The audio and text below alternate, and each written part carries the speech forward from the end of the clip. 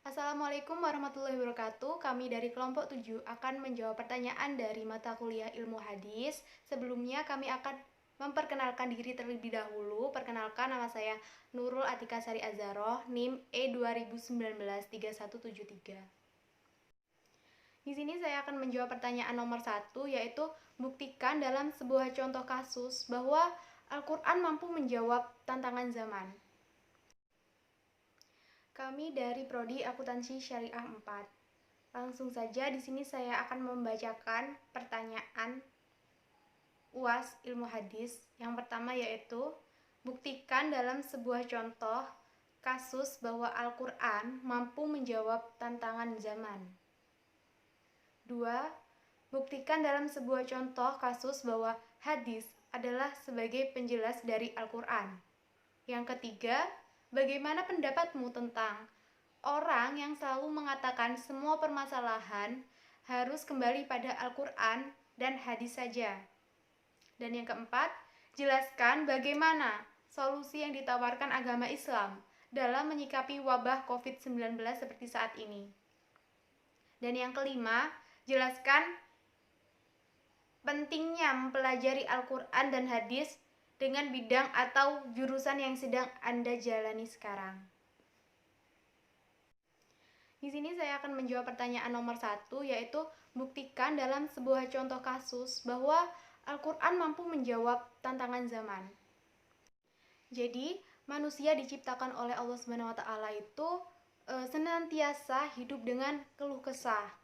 Jadi hidup di dunia ini tuh hanya sementara, sedangkan kehidupan yang kekal abadi itu adalah di akhirat nanti. Jadi hidup di dunia ini adalah medan ujian yang diberikan Allah agar manusia itu lebih bersabar dan bertawakal lagi kepada Allah SWT. Jadi dari banyaknya permasalahan yang menimpa manusia, tidak serta-merta manusia ditimpa masalah begitu saja. Tapi Allah menakar kemampuan manusia itu sendiri dengan masalah yang dihadapi. Contohnya gini, kenapa sih aku nggak dapat apa yang aku hajatkan? Jadi firman Allah SWT itu maksudnya adalah, boleh jadi kamu membenci sesuatu padahal ia amat baik bagimu. Dan boleh jadi pula kamu menyukai sesuatu padahal ia amat buruk bagimu.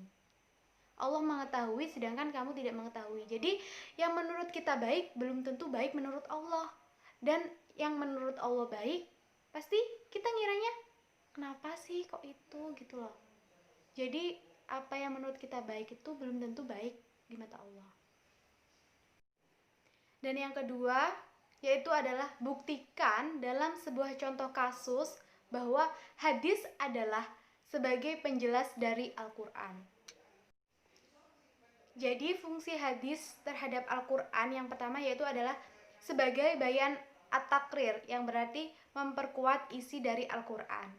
Sebagaimana contoh hadis yang diriwayatkan oleh HR Bukhari dan Muslim terkait perintah berwudu, yakni Rasulullah SAW bersabda, tidak diterima sholat seseorang yang berhadas sampai ia berwudu. HR Bukhari dan Abu Hurairah. Jadi hadis di atas mentakrir dari surat Al-Maidah ayat 6 yang berbunyi, hadis di atas mentakrir yang berbunyi, hai orang-orang yang beriman, apabila kamu hendak mengerjakan sholat, maka basuhlah muka dan tanganmu sampai dengan siku, dan sapulah kepalamu, dan basuh kakimu sampai dengan kedua mata kaki. Quran Surat Al-Maidah ayat 6. Dan pertanyaan ketiga yaitu adalah, bagaimana pendapatmu tentang orang yang selalu mengatakan semua permasalahan harus kembali pada Al-Quran dan hadis?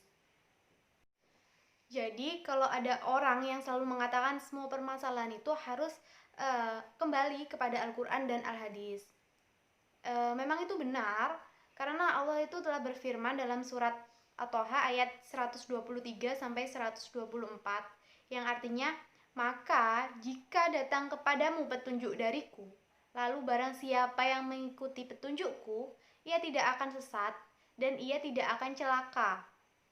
Dan barang siapa yang berpaling dari peringatanku, maka sesungguhnya baginya penghidupan yang sempit, dan kami akan menghimpunkannya pada hari kiamat dalam keadaan buta. Quran Surat At-Toha ayat 123 sampai 124. Jadi Nabi Muhammad SAW juga bersabda yang isinya, aku telah tinggalkan pada kamu dua perkara. Kamu tidak akan sesat selama berpegang kepada keduanya, yaitu kitab Allah dan sunnah Rasulnya. Hadis sahih li ghairihi HR Malik Al-Hakim Al-Baihaqi Ibnu Nasr Ibnu Hazm. Soal yang nomor 4 yaitu adalah jelaskan bagaimana solusi yang ditawarkan agama Islam dalam menyikapi COVID-19 seperti saat ini. Jadi menurut saya itu untuk menyikapi epidemi global ini, sebagai seorang muslim hendaklah kita kembali kepada ajaran-ajaran agama Islam, ajaran-ajaran agama kita. Dan berikut ini beberapa kiat-kiat yang dapat kita tempuh sebagai seorang muslim dalam menyikapi wabah virus corona. Yang pertama yaitu adalah senantiasa meminta perlindungan kepada Allah. Mengapa kita harus meminta perlindungan kepada Allah? Kita kembali lagi karena virus corona itu adalah makhluk sebagaimana makhluk Allah lainnya, dan dia tidak akan bergerak kecuali atas izin Allah gitu. Jadi kita harus meminta perlindungan kepada Allah karena kita berlindung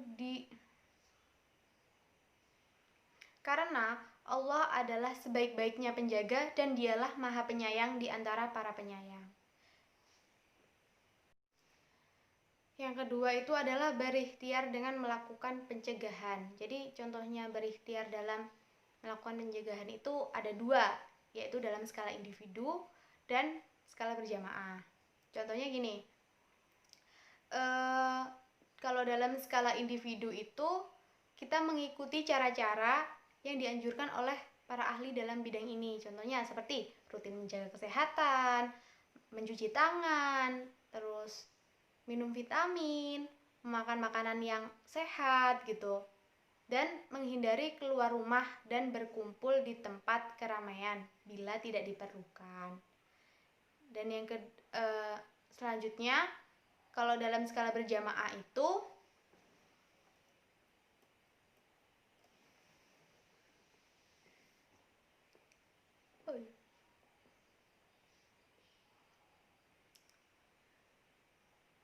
kalau ikhtiar dalam skala berjamaah itu bisa dilakukan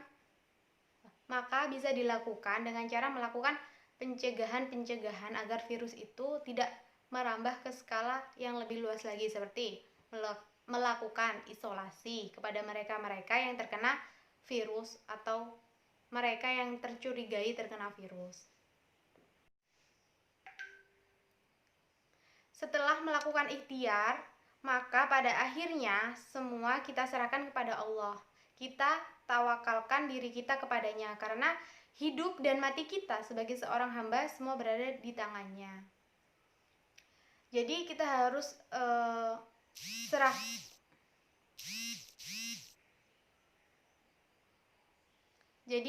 harus menyerahkan semuanya kepada Allah setelah kita berikhtiar, begitu.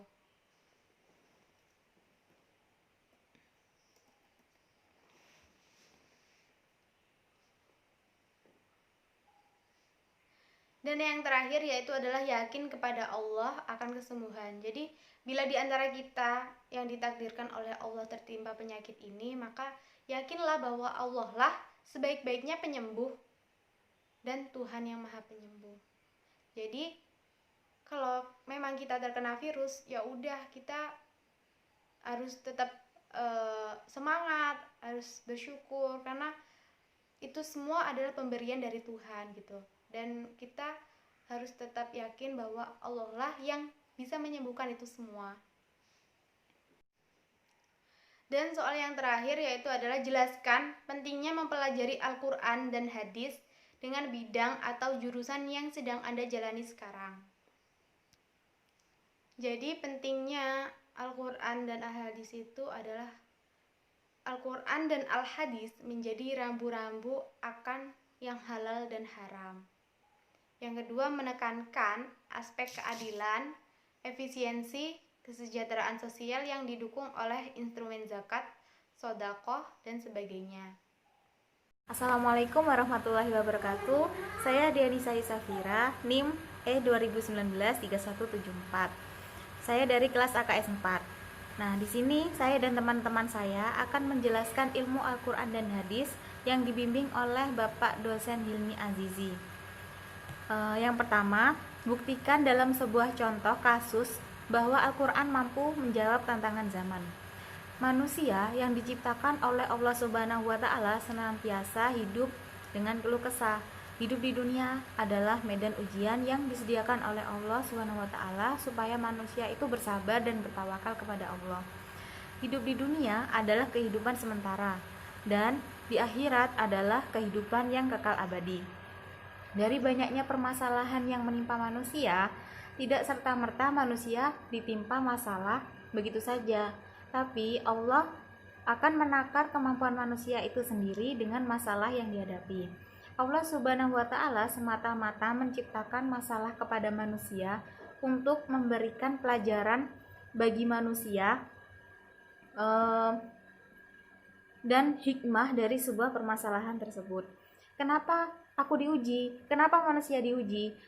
Seperti yang terkandung dalam firman Allah Subhanahu wa Ta'ala yang berisi yang artinya, apakah manusia itu mengira bahwa mereka dibiarkan saja? Mengatakan, kami telah beriman, sedangkan mereka tidak diuji, dan sesungguhnya kami telah menguji orang-orang yang sebelum mereka. Maka sesungguhnya Allah mengetahui orang-orang yang benar, dan sesungguhnya Dia mengetahui orang-orang yang dusta.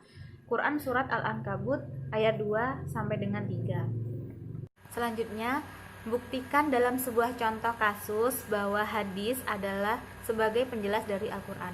Nah, di sini itu termasuk fungsi hadis terhadap Al-Quran. Yang pertama adalah sebagai bayan at-takrir, yang berarti memperkuat atau memperjelas isi dari Al-Quran. Sebagai contoh, hadis yang diriwayatkan oleh hadis riwayat Bukhari dan Muslim terkait perintah berwudu, yakni Rasulullah Shallallahu Alaihi Wasallam bersabda, tidak diterima sholat seseorang yang berhadas sampai ia berwudu.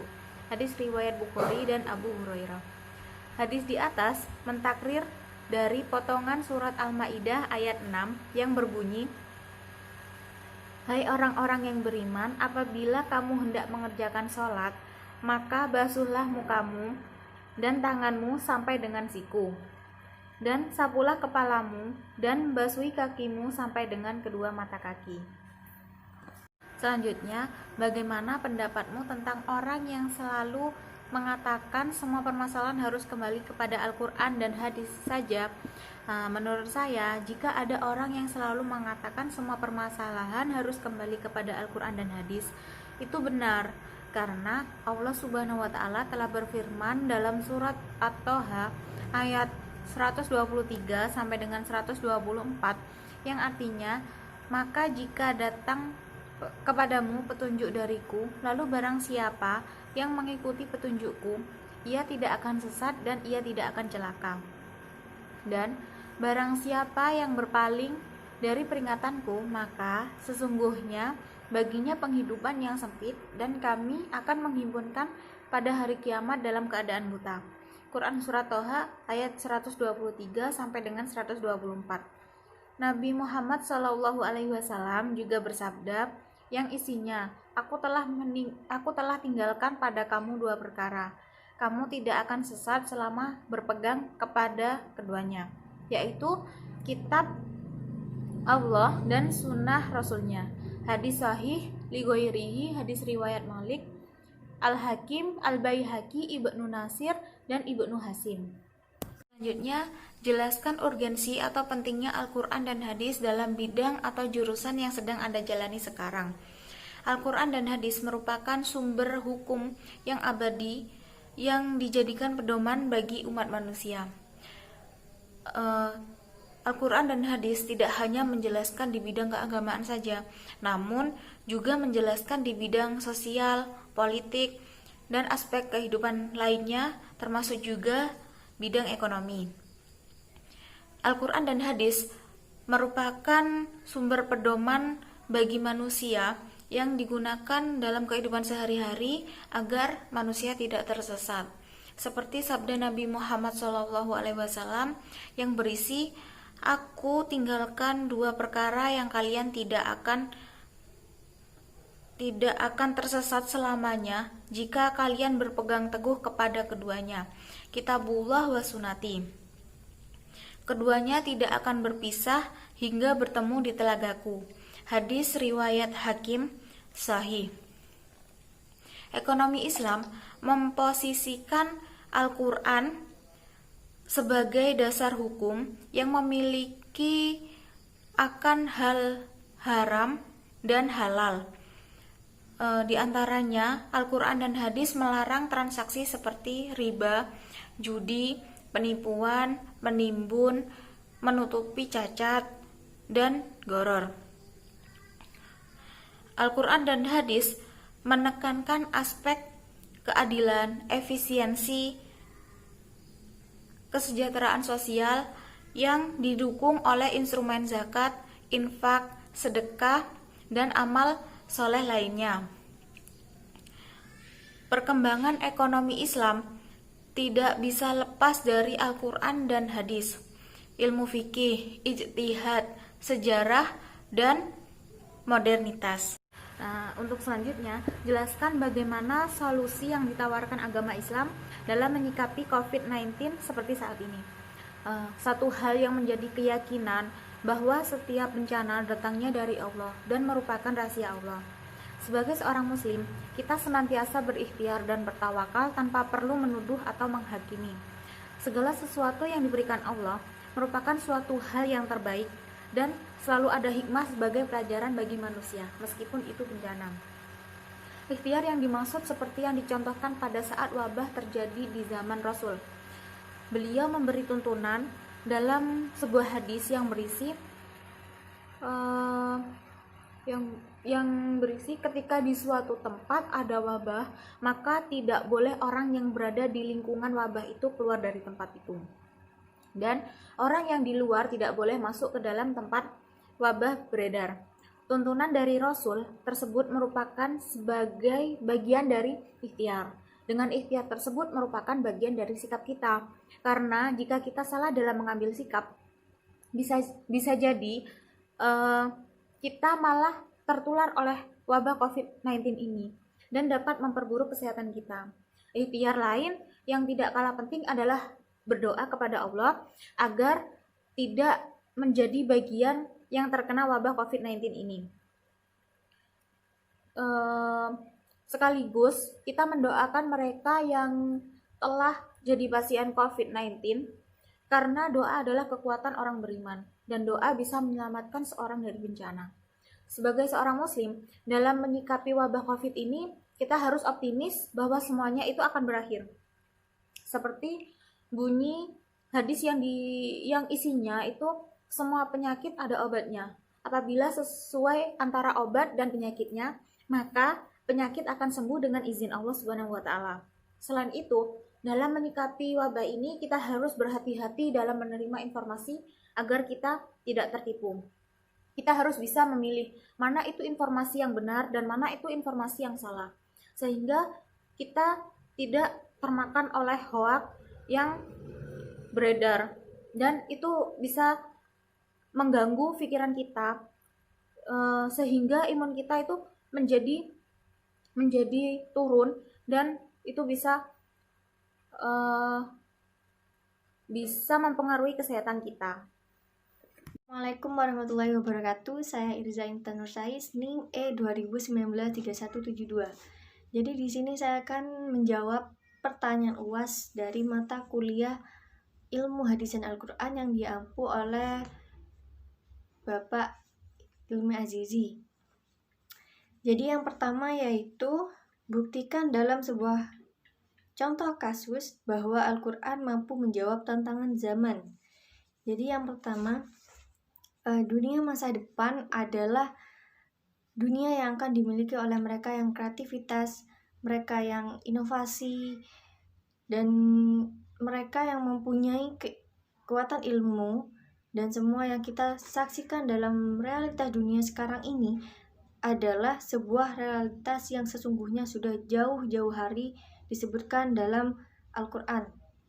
Jadi ketika kita membaca ayat-ayat Al-Quran, maka kita segera menemukan banyak sekali ayat yang menjelaskan bahwa dunia masa depan adalah dunia yang harus lebih baik dari dunia masa kini. Selain itu, Al-Quran juga telah memberikan kepada kita tuntunan dalam memilih dan menjadi seorang pemimpin. Yang mana seorang pemimpin dalam Islam adalah seseorang yang memiliki ilmu, tahu yang baik dan yang benar.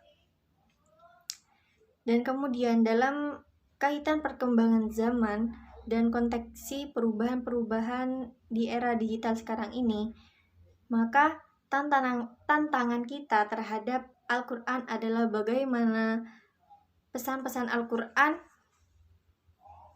itu bisa kita wujudkan. Kemudian yang kedua yaitu buktikan dalam sebuah contoh kasus bahwa hadis adalah sebagai penjelas dari Al-Quran. Baik fungsi hadis terhadap Al-Quran yaitu sebagai bayan at-takrir, yang mana hadis tersebut memperjelas isi Al-Quran. Seperti contoh hadis yang diriwayatkan oleh Bukhari dan Muslim yang meriwayatkan tentang perintah berwudu.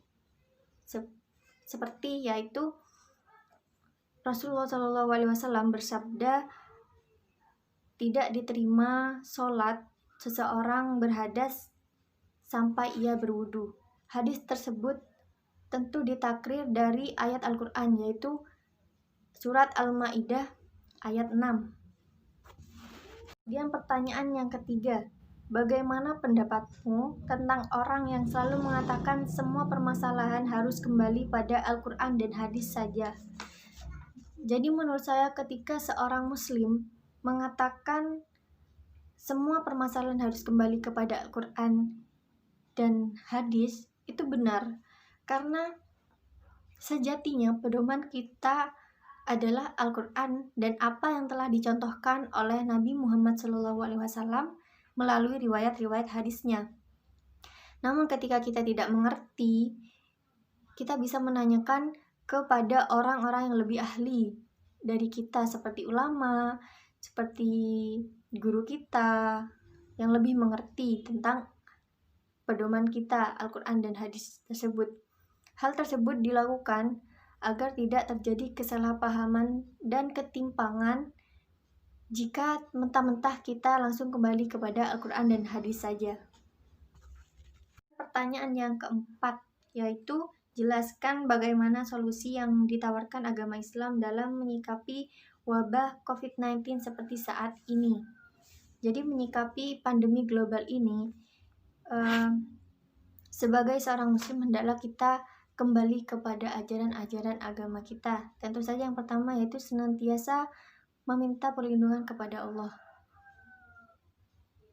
Dan sudah kita ketahui bahwasannya Allah adalah sebaik-baiknya pelindung dan sebaik-baiknya penjaga. Dan tentu saja mengingat virus ini, wabah ini adalah salah satu makhluk Allah lainnya yang mana tidak akan bergerak tanpa perintah Allah Subhanahu wa ta'ala. Dan yang kedua yaitu berikhtiar dengan melakukan pencegahan. Dan ikhtiar ini bisa kita lakukan secara skala berjamaah maupun skala individu, yang mana tetap menjalankan prosedur yang telah diterapkan seperti menjaga kesehatan, menggunakan masker kita ketika kita keluar, dan tetap menjaga jarak dengan orang lainnya. Dan yang ketiga, tetap bertawakal kepada Allah Subhanahu wa ta'ala, di mana kita harus tawakalkan diri kita kepada Allah Subhanahu wa ta'ala, mengingat kita sebagai hambanya, hidup dan mati kita tetap berada di tangan Allah Subhanahu wa Ta'ala. Dan kemudian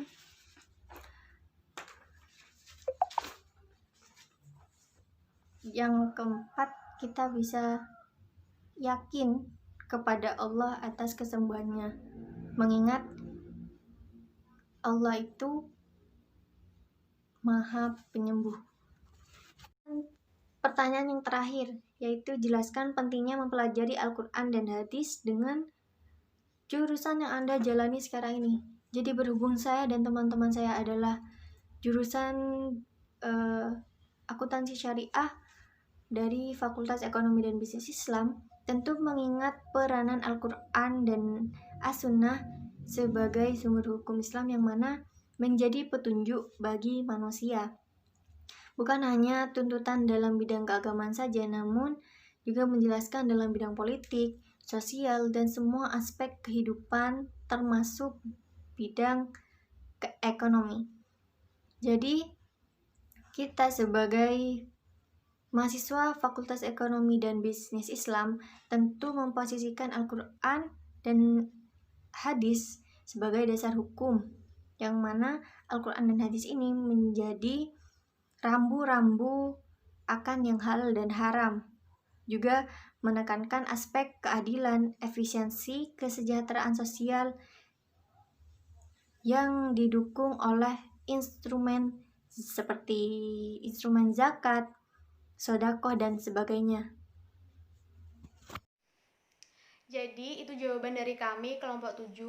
Jika ada perkataan yang salah atau penjelasan kami kurang jelas, kami mohon maaf yang sebesar-besarnya, dan kami sangat membuka saran yang mendukung. Jadi kurang lebihnya kami mohon maaf. Wassalamualaikum warahmatullahi wabarakatuh.